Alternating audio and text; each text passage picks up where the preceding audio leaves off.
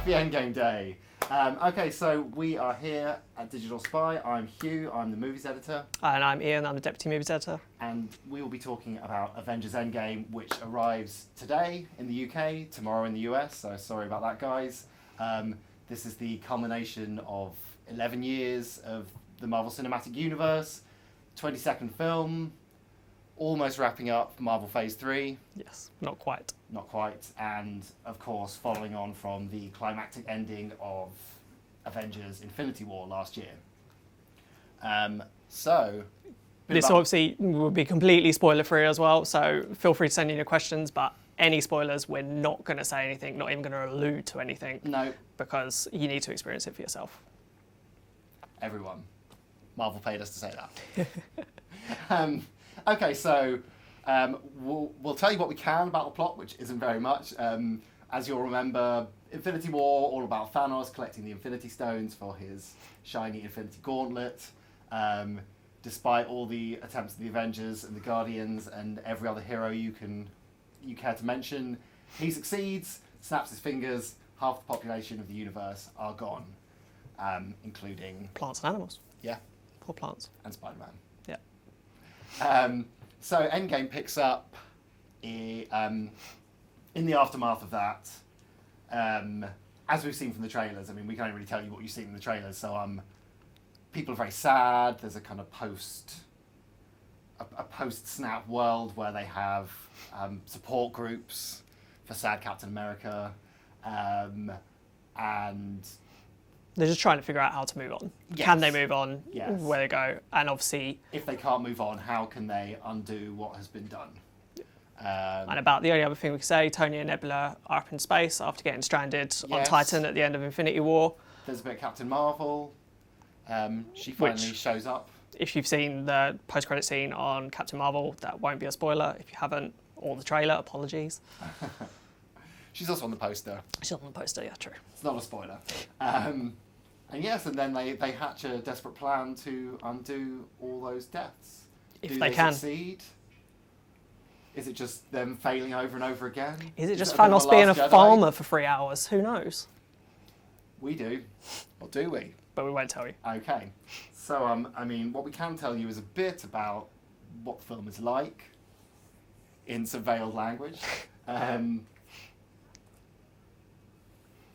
mean, I think, how did you feel about Endgame as a whole and in relation to Infinity War? Yeah, as a whole, Infinity War, I enjoyed it, but I didn't completely love it. Agreed. And this one, it just feels like a much more satisfying movie because it's just more focused, I felt. Like you get to spend more time with the Avengers that we've loved for over a decade now. And it just feels more satisfying as a whole. Initially, there are fewer characters. Not saying what happens later, not even hinting at it, but when we start, like, there are half as many characters. It's still a huge cast, but there is more time for those characters, and especially the classic characters like Cap and Black Widow and Iron Man to talk and to kind of talk out the things from that date back to Civil War and before that they didn't get to address in Infinity War.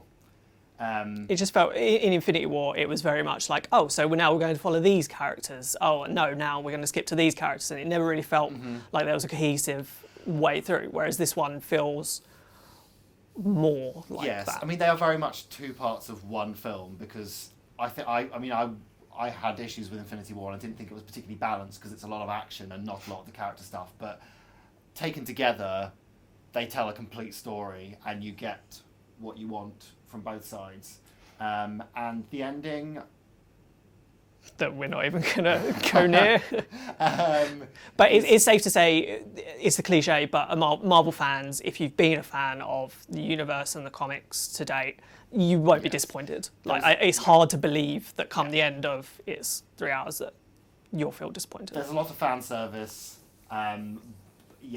Moments that were put in there to make the audience clap and cheer. And they do, which they do. You will, yes. Yeah. If you can see it this weekend with a big crowd, you'll get those reactions. It just adds to the experience. I felt like in the screening we were at, so many moments there were full-on applause and that kind of stuff. And it just adds to the general experience of the film.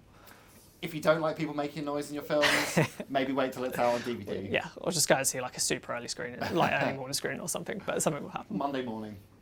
I guess the thing before the release as well, there was a lot made about the fact that it's 3 hours long and the longest MCU film. So do you feel that it justifies the length? Just about. I mean, it doesn't drag. It is very fast paced from the get go. Bang, bang, bang. It doesn't let up, and it's not boring at any point. I did come to a point about 2 and a quarter hours in, maybe, where I felt, wow, this is long. There's still a lot more to get through. But it doesn't drag, but I think you will feel that you are sat there for 3 hours. Yeah, but I think it's right. You're not bored. There's a lot of movie in there. There's a lot of stuff.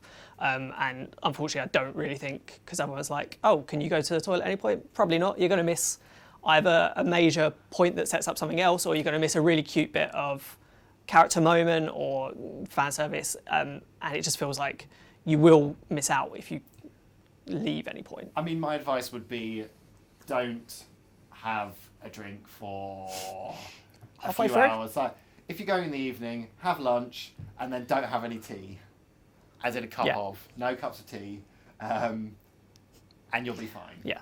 I mean, we couldn't even say when to go anyway, because we can't say any kind of we can't circumstance say or anything. I mean, where it is, what takes place, who's in it, choose anything your like least that. favourite character, and as soon as they appear, run.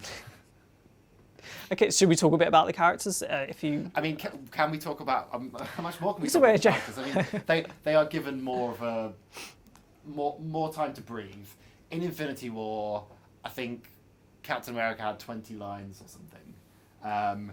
He has a lot more in this film, but it gets back to me what I love about the MCU, which is those character moments. I mean, it's why Civil War is such a great film, because it's driven entirely by what you know about Cap and Tony and the rest of them, and that sort of turned into a narrative. I mean, that's why it's one of the most compelling for me, and I think there's a lot more of that than in Infinity War. Yeah, their relationships matter in between. I mean, in Infinity War, you didn't really feel like it mattered which characters were where, because it was all about Thanos and about his quest, which was fine. That was his point of view. It was his movie, but this is very different, and it's back to the kind of interactions between them and the more intimate moments, the more genuine moments, which makes the ending of Infinity War, it makes it better because it feels so it feels got genuine stakes now because it is about how they move on. There is time given to that, which is quite brave in a summer blockbuster that's 3 hours long that people want bang bang bang from, but they don't mind slowing it down a bit. And I mean, but it still definitely has a load of action. I mean, yeah. Which we can't go into. We can't talk anything about them, but there is definitely, it has its quieter moments, but it doesn't skimp on the action either, by any means. And if you think we're just trying to make a joke of the fact that we can't spoil or anything, but it's really quite impressive how in all the officially released clips and trailers, you really have not seen, you can't guess how it goes. I don't think, you might have an idea in your head of how you think the movie's going to go, but it didn't go anywhere that I thought, in some ways, based on what we know and what we've seen. No, it wasn't. I don't know what I expected, and it was hard to know what to expect. But yeah, it definitely has some surprises and some creative elements. It's a lot more fun than Endgame. Infinity War. That's confusing. Infinity War Part 2. Endgame it has more fun. There's more fun to it. It definitely has those stakes, and it does deal with the fact that a lot of their friends are dead, but it has a lighter touch. It's more balanced than Infinity War. Do we have any questions? Nope.